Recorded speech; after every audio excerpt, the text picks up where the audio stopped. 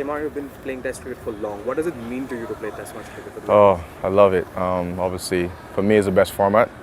It challenges you, obviously, to be consistent, obviously, and to be fit enough to carry out 5 days. So, for me, it's a good challenge, and I love a challenge. So, I prefer Test cricket, honestly. So, what is the greatest Test match you remember while you were growing up? Um, Obviously, Brian Lara, 153 in Barbados, obviously beating Australia. Yeah, I thought that was a big Test match. Coming from behind, batting to tail. I thought, watching that, I was like, yo, I have to play Test cricket for West Indies. So. It was a good feeling. We won the game and obviously went home pretty happy. And what is the greatest Test match you have been part of?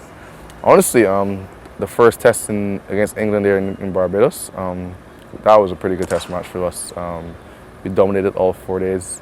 I think the guys batted well, we bowled well, and it was a total domination. So I thought for me that was probably my best test match in my career. Talking about the tour of England, you were fabulous. You took 18 wickets in the Test series there.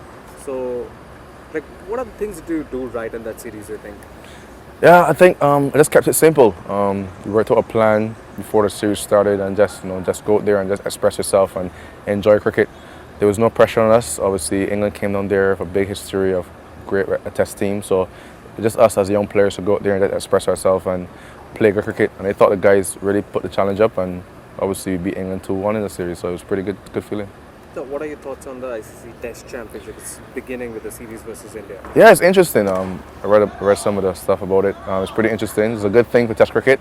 I think Test cricket needs some life into it. So I think the ICC have done a great thing in obviously trying to change it up a little bit, make it a little more challenging. And obviously, there's a reward after 2 years, so that's pretty good for us. I think once we go out there and play good cricket, get a good start against this Indian side, we can probably go forward for the next 2 years, and obviously there's a challenge for that mace. And is the team talking about it in the dressing room? Are they excited because the journey, the final is in Lords? So there's 2 years to go, but definitely the carrot. Yeah, obviously, some guys, the Test guys, obviously have been mentioning it.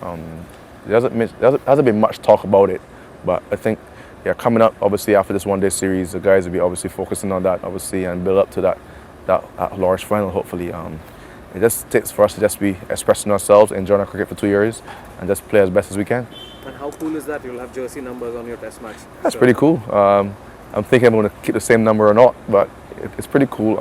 I never had that before, so I'm looking forward to that as well. But tell us about your number. Is there any number that you'd have liked and you don't have?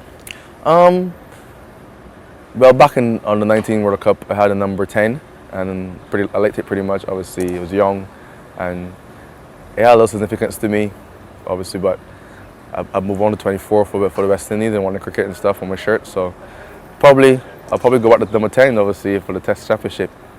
And Test matches are the ultimate test of technique, endurance. And how do you prepare for a Test match?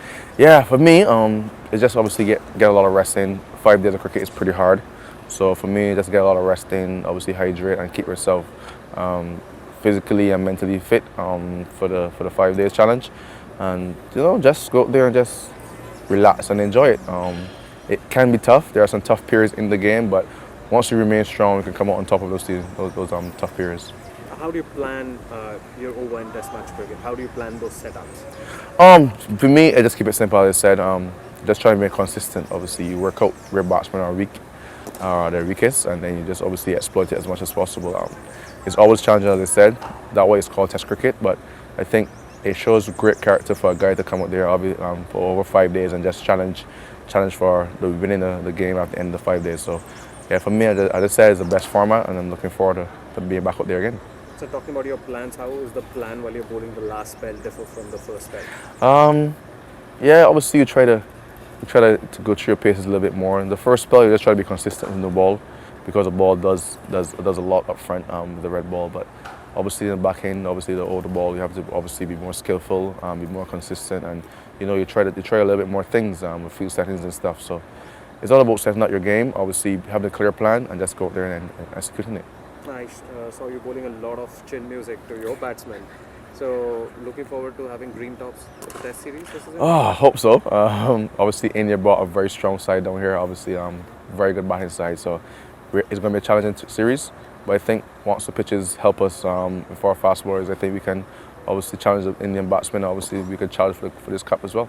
Where do you rank this Indian team vis-a-vis the challenge that you faced was England, which already had very good batsmen? Yeah, India is definitely up there, obviously, with some of the world-class batters in the world. It's always a tough team to play against, despite what format. So obviously you have to be very wary of their key players, and then just try to set good plans and obviously execute them. I think, as I said, it's going to be a tough series, but I think the guys are really looking forward and really challenging. We're confident of our last Test series against England, so we're looking forward to this challenge as well. Have you worked out a game plan for Virat Kohli? Secret. That's a secret. I think we have, but it's a secret. We'll see how it goes on the next couple of games. All right, last two questions here. One question on Jasprit Bumrah. I was really impressed with the last 12 to 24 months. He'll be back in the Indian team for the Test match. What do you reckon? Oh, quality bowler, fantastic bowler. Very tough to face. His action is different, obviously, and he's a very skillful bowler.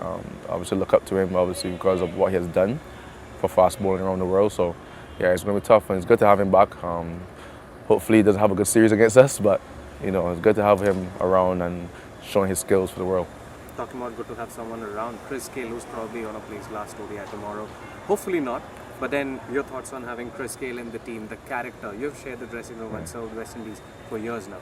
Yeah, I'll start with Chris, and trust me, he's a fantastic guy in the dressing room. Good fun, good communication, good information.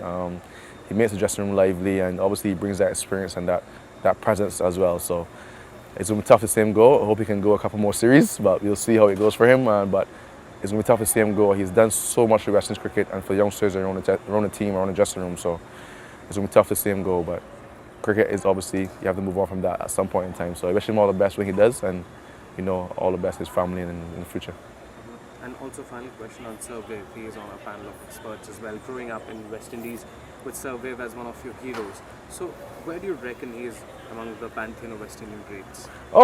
Definitely he's up there for sure. Great leader, fantastic batsman. Obviously, he brought that presence as well when he played. Obviously, you can remember all of the stuff he did when he was playing, running around, hands up and stuff. So, I think he had a swag about him, and he always lent me great advice. So, it's good to have Viv around, obviously Surviv, and then obviously keep him around, obviously, and let him share some more information to the youngsters, and obviously we can get some more results for us in the future.